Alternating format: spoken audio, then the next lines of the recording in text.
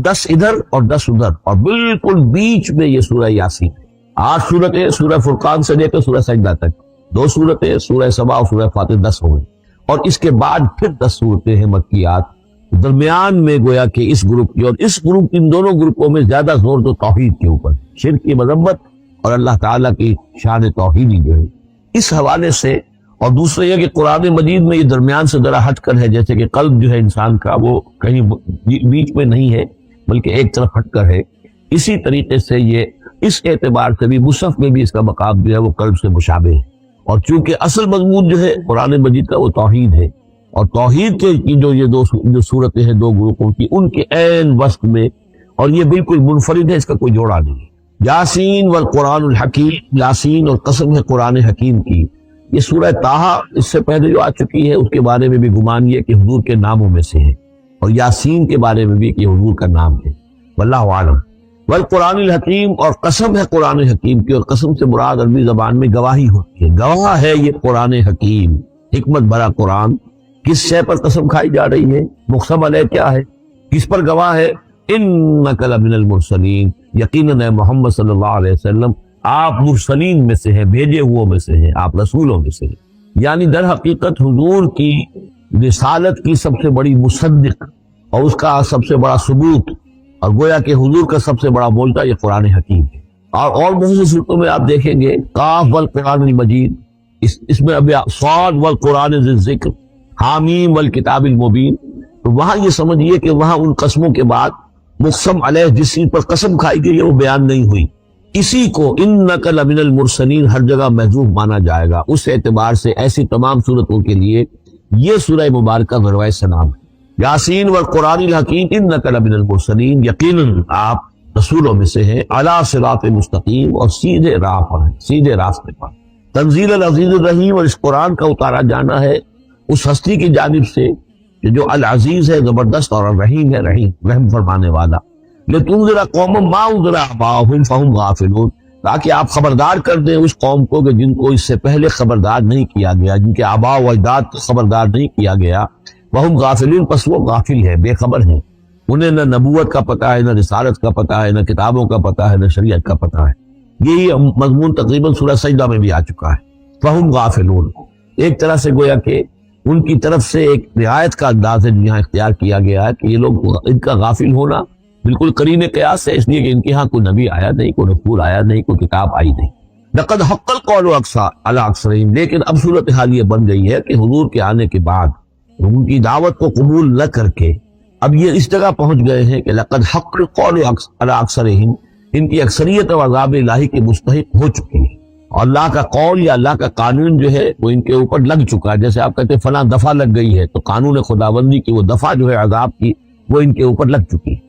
لقد حق القول علی اکثرہم فہم لا یؤمنون، تو وہ ایمان نہیں لائیں گے۔ انا جعلنا فی اعناقہم اغلال، ہم نے ان کی گردنوں کے اندر طوق ڈال دیے ہیں، فہی الی الاذقان، اور وہ طوق جو ہے ان کی ٹھوڑیوں تک ہیں، وہم مقمحون، جس کی وجہ سے ان کی گردنیں الل رہی ہیں، اونچی ہو گئی ہیں۔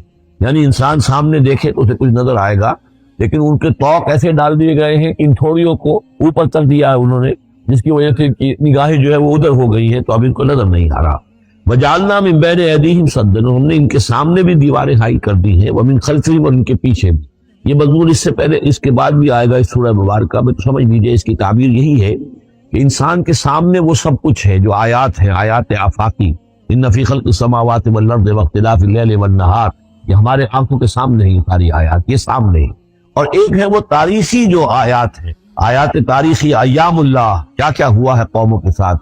تو گویا کہ یا تو انسان سبق حاصل کرتا ہے التذکیر بآلاء اللہ سے، اور یا سبق حاصل کرتا ہے التذکیر بایام اللہ سے جو پچھلی تاریخ ہے۔ لیکن یہ وہ بدبخت ہے کہ ان کی آنکھوں کے اوپر سامنے بھی ان کے جو ہے وہ دیوار حائل ہو چکی ہے کہ اس دنیا کے اندر جو نشانیاں اللہ کی ان کو نہیں دیکھ پا رہے، اور ان کے پیچھے بھی دیوار حائل ہو چکی ہے کہ ماضی کی تاریخ سے بھی کوئی سبق حاصل نہیں کر پا رہے۔ وجعلنا من بین ایدیہم سدا ومن خلفہم سدا فاغشیناہم، تو ہم نے ان کو ڈھانپ دیا ہے، فہم لا یبصرون، اب وہ دیکھ نہیں سکتے۔ وسواء علیہم انذرتہم ام لم تنذرہم لا یؤمنون، یہ سورۃ البقرہ کی آیت جو ہے وہ 2 کی 2 آ گئی ہے۔ اب ان کے حق میں بالکل برابر ہے، نبی خواہ آپ انہیں انذار فرمائیں اور خواہ نہ فرمائیں، یہ ایمان لانے والے نہیں ہیں۔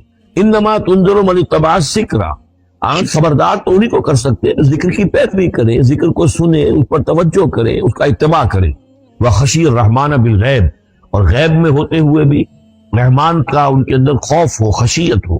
وبشرہ بمغفرۃ واجر کریم، تو ایسے لوگوں کو آپ بشارت دے دیجئے مغفرت کی اور بہت بڑے اجر کی۔ انا نحن نحیی الموتى ونکتب ما قدموا وآثارهم، یقیناً ہم ہی ہیں کہ جو زندہ کریں گے مردوں کو۔ انا نحن نحیی الموتى ونکتب، اور ہم لکھ رہے ہیں ما قدموا، جو کچھ کہ انہوں نے آگے بھیجا، یعنی انسان مرنے سے پہلے اپنی زندگی میں جو اعمال بھیج رہا ہے، جو اس کے اعمال نامے میں درج ہو رہے ہیں، جو کریڈٹ اور ڈیبٹ ہو رہا ہے۔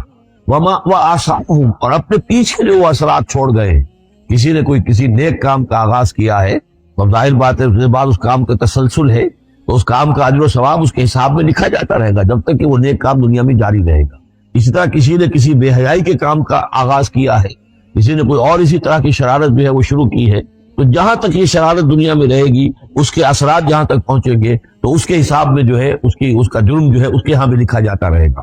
تو نکتب ما قدموا وآثارهم، ہم لکھ رہے ہیں جو کچھ انہوں نے آگے بھیج دیا ہے وہ بھی، اور جو ان کے آثار ہیں جو یہ پیچھے چھوڑ کر آئیں گے اثرات اپنے اعمال کے، چاہے وہ اعمال بد ہیں یا نیک، ہم لکھ رہے ہیں۔ وَكُلَّ شَيْءٍ أَحْصَيْنَاهُ فِي إِمَامٍ مُبِينٍ، اور ہم نے ہر چیز کو احاطہ کیا ہوا ہے پوری طریقے سے ایک ایسی کتاب میں جو کھلی ہوئی کتاب ہے، امام مبین، وہی جو ام الکتاب بھی جسے کہا گیا ہے بار بار، یہ اللہ تعالیٰ کا علم قدیم ہے۔ وَاضْرِبْ لَهُم مَثَلًا أَصْحَابَ الْقَرْيَةِ، اور ان کے سامنے مثال ایک بیان کیجئے ایک بستی والوں کی۔ اِذْ جَاءَ الْمُرْسَلُونَ، جبکہ ان کے پاس رسول آئے۔ اِذْ أَرْسَلْنَا إِلَيْهِمُ اثْنَيْنِ، جبکہ ہم نے پہلے بھیجے ان کی طرف دو رسول۔ اب اس کے بارے میں بہت سی آراء ہیں۔ ایک عام خیال یہ ہے کہ اصل میں یہاں رسول سے مراد اللہ کے نبی نہیں، اللہ کے رسول نہیں، بلکہ کسی اللہ کے رسول ہیں، یعنی یہ کہ اللہ تعالیٰ نے کسی رسول کو بھیجا، اس رسول نے پھر اپنے شاگردوں کو، اپنے حواریین کو، زیادہ خیال حضرت مسیح کے حواریین کے بارے میں ہے کہ انہوں نے جب جا کر ان میں سے دو حضرات نے انطاکیہ میں تبلیغ کی تھی۔ انطاکیہ جو شہر ہے، جو کہ یہ سمجھیے کہ شام اور ترکی کے تقریباً سرحد پر ہے، تو انطاکیہ میں جو معاملہ ہوا، یہ ماجرا ہوا، یہ خیال ہے، لیکن یہ بھی ہو سکتا ہے کہ اللہ ہی کے براہ راست نبی ہو، اس لیے کہ رسول کے رسول یہ لفظ جو ہے احادیث میں آئے ہیں۔ حضور نے جب مدینہ تشریف لائے تھے آپ صلح حدیبیہ کے بعد، وہاں کیونکہ آپ نے بیعت کی تھی مسلمانوں سے، بیعت جو صحابہ کرام نے کی تھی بیعت رضوان، تو مدینے آ کر پھر آپ نے خواتین سے بھی بیعت کی۔ اس کے لیے حضرت عمر کو بھیجا کہ جاؤ تم میری طرف سے، میری جانب سے تم بیعت لے لو۔ تو وہ جب گئے ہیں خواتین کے مجمع میں تو انہوں نے جو الفاظ کہے وہ یہ کہ انا رسول اللہ، میں اللہ کے رسول کا رسول ہوں۔ اللہ نے رسول کو بھیجا محمد کو صلی اللہ علیہ وسلم، اور محمد نے بھیجا ہے مجھے آپ کے پاس۔ اسی طریقے سے حضرت سعد بن ابی وقاص کا جو قول تھا، تو ایرانیوں سے انہوں نے کہا تھا انا قد ارسلنا، ہم بھیجے گئے ہیں، اللہ نے بھیجا اپنے رسول کو محمد کو، اور انہوں نے بھیجا ہے ہمیں۔ تو یہ امکان تو موجود ہے لیکن یقین سے ہم نہیں کہہ سکتے۔ بہرحال ان کے پاس پہلے کوئی دو رسول بھی ہو سکتے، جیسے کہ حضرت موسیٰ کے ساتھ حضرت ہارون بھی تھے۔ فَكَذَّبُوهُمَا، تو انہوں نے دونوں کو جھٹلا دیا۔ فَعَزَّزْنَا بِثَالِثٍ، تو ہم نے ان دو کو مزید قوت دی ایک تیسرے سے، ایک تیسرا اور رسول بنا کر ہم نے بھیج دیا۔ فَقَالُوا إِنَّا إِلَيْكُمْ مُرْسَلُونَ، انہوں نے کہا ان لوگوں سے، اس بستی والوں سے، کہ ہم تمہاری طرف بھیجے گئے ہیں اللہ کی طرف سے۔ قَالُوا مَا أَنْتُمْ إِلَّا بَشَرٌ مِثْلُنَا، انہوں نے کہا کہ تم نہیں ہو مگر ہم جیسے انسان۔ وَمَا أَنزَلَ الرَّحْمَٰنُ مِن شَيْءٍ، اور رحمان نے کوئی شے نہیں اتاری ہے، إِنْ أَنْتُمْ إِلَّا تَكْذِبُونَ، کہ تم سب جھوٹ بول رہے ہو، تمہیں جھوٹ گھڑ لیا ہے۔ قَالُوا رَبُّنَا يَعْلَمُ إِنَّا إِلَيْكُمْ لَمُرْسَلُونَ، اور ظاہر بات ہے کہ کوئی اور دلیل تو وہ نہیں دے سکتے۔ انہوں نے اپنے اس یقین کا، اذعان کا پھر دوبارہ اظہار کیا، ان کا نہیں، ہمارا رب جانتا ہے کہ ہم تمہاری طرف اس کی جانب سے بھیجے ہوئے ہیں۔ وما علینا الا البلاغ المبین، ساتھ یہ بھی جان لو کہ ہماری کوئی اور ذمہ داری نہیں ہے سوائے اس کے کہ اللہ کا پیغام تم تک صاف صاف پہنچا دیں۔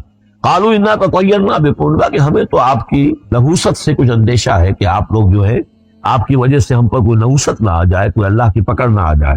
انا تطیرنا بکم لئن لم تنتہوا، اگر تم لوگ باز نہ آئے جو بھی تم دعوت دے رہے ہو، لنرجمنکم، تو ہم تمہیں سنسار کرتے ہیں، وَلَيَمَسَّنَّكُم مِّنَّا عَذَابٌ أَلِيمٌ، اور یا یہ کہ کوئی اور عذاب علیم تمہیں پہنچے گا ہماری جانب سے۔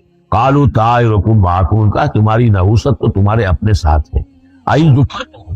تم یہ بات کہہ رہے ہو کہ تمہیں ہم نصیحت کر رہے ہیں، تمہیں نصیحت کی گئی ہے، یاد دہانی کرائی جا رہی ہے، تمہارے اپنے قلوب کے اندر یہ حقائق موجود ہے، ذرا کبھی دیکھو۔ وَفِي أَنفُسِكُمْ أَفَلَا تُبْصِرُونَ، ہم تو صرف یاد دہانی کرانے کے لیے آئے ہیں۔ أَإِن ذُكِّرْتُمْ بَلْ أَنْتُمْ قَوْمٌ مُسْرِفُونَ، لیکن یہ کہ تم لوگ جو ہو بہت ہی حد سے بڑھ جانے والے ہو. وَجَاءَ مِنْ أَقْصَى الْمَدِينَةِ رَجُلٌ يَسْعَىٰ. اب اس بستی کے لوگوں میں سے ایک شخص آیا دوڑتا ہوا اور بستی کے پرلے سرے سے. قَالَ يَا قَوْمِ اتَّبِعُوا الْمُرْسَلِينَ. تو انہوں نے کہا، اس شخص نے آ کر کہا، اے میری قوم کے لوگوں، ان رسولوں کی بات کا اتباع کرو، ان کی پیروی کرو، ان کو مانو، ان کی تصدیق کرو.